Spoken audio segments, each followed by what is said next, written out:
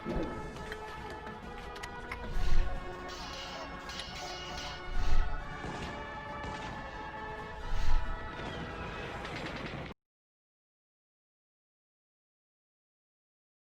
Sobat Bos semua, bertemu lagi dengan saya Arai di channel Belajar Online Sejarah.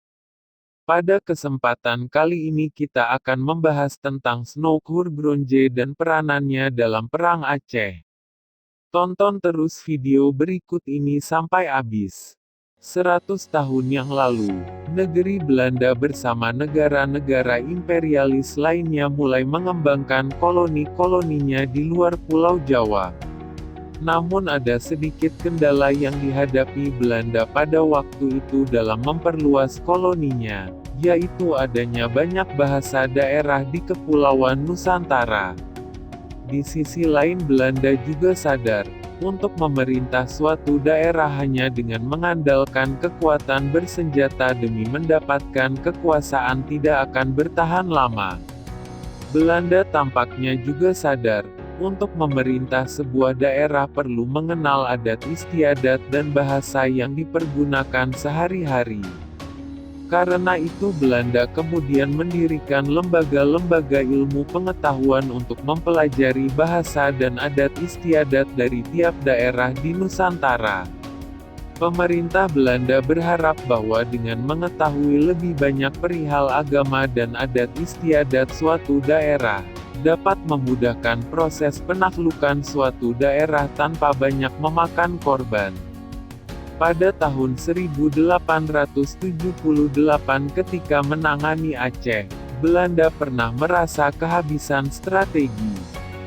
Setelah tidak tahu lagi apa yang harus diperbuat, akhirnya pada tahun 1884 pemerintah Hindia Belanda memutuskan untuk menarik mundur pasukannya, dan membuat lingkaran pertahanan di sekitar ibu kota kerajaan Aceh di Kota Raja.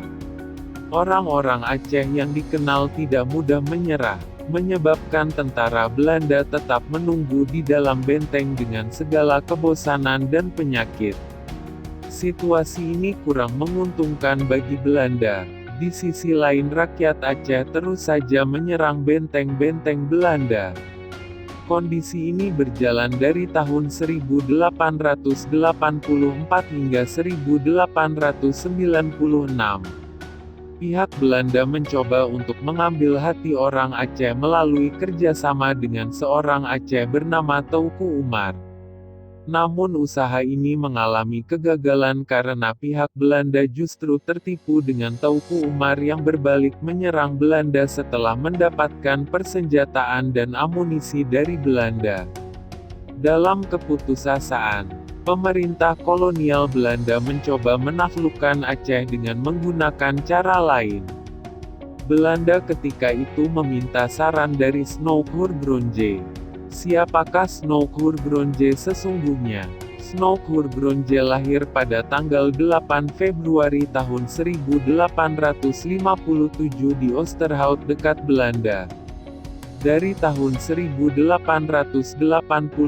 hingga 1887 Snoke Hurgronje mengajar calon pegawai Hindia Belanda. Sewaktu di Leiden, Snoke Hurgronje pernah tinggal bersama seorang ilmuwan dari Mesir. Melalui ilmuwan itu Snoke belajar mempergunakan bahasa Arab. Di tahun 1884 sampai 1885 ia mendapatkan beasiswa untuk pergi ke Saudi Arabia, dan Snoke Hurgronje adalah orang Barat pertama yang berhasil masuk ke Mekah. Snoke Hurgronje dapat melenggang bebas di kota Mekah karena pada saat itu dia beridentitas sebagai seorang ilmuwan muslim yang akan pergi ke Mekah untuk naik haji dan menambah ilmu tentang agama Islam.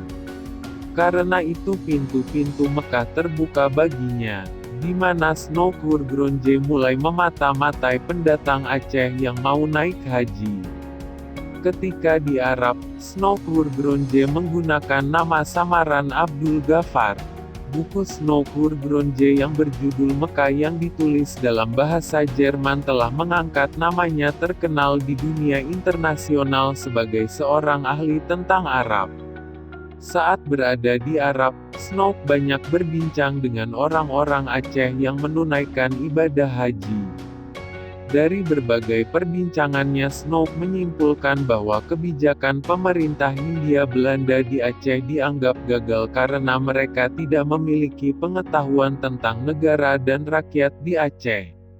Sebelum keberangkatannya ke Aceh, Snow Gronje sempat tinggal di Jawa selama 1 tahun guna memperdalam pengetahuannya tentang Islam Nusantara. Dari pertengahan Juli tahun 1891 sampai Februari tahun 1892 Snow mengadakan penelitian di Aceh. Hubungannya yang erat dengan orang-orang Aceh, ditambah identitasnya sebagai seorang haji membuat Snow Gronje diterima secara terbuka oleh masyarakat Aceh. Bahkan selama di Aceh Snow memiliki sahabat seorang ulama Aceh. Sekembalinya ke Batavia pada tahun 1982, Snow Gronje menuliskan laporannya tentang Aceh.